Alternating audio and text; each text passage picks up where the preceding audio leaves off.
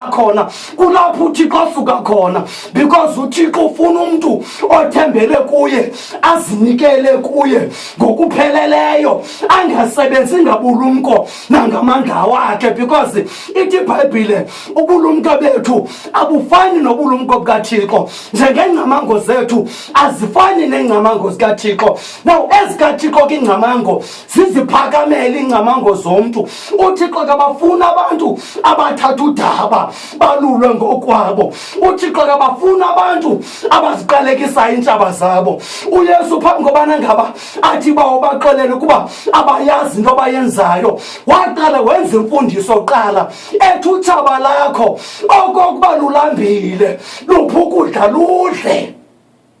Ngoba uThixo akabafuna abantu abazilwelayo. Into abalulekileyo kweli bali ke lamaSirayeli yinto ethi amaSirayeli ayephansi kwengcinezelo yamayiphutha, desperate, ayeziva engena kwenza nto. Kwaba lapho uThixo angenelela khona esithi ndikuvile ukukhala kwabantwana bam, kungoko ke ndizile ndizobahlangula.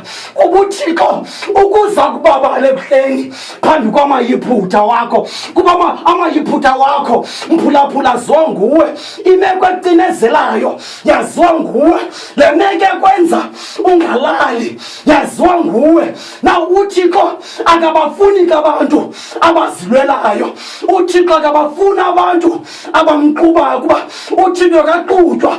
uThixo ufuna abantu abazikhomithayo 100% kuye. Bathi Thixo ndilila kuwe, ndidinga wena, kuba uThixo uyabeva abantu abalila kuye. uThixo uyababala, uThixo uyababala, uThixo.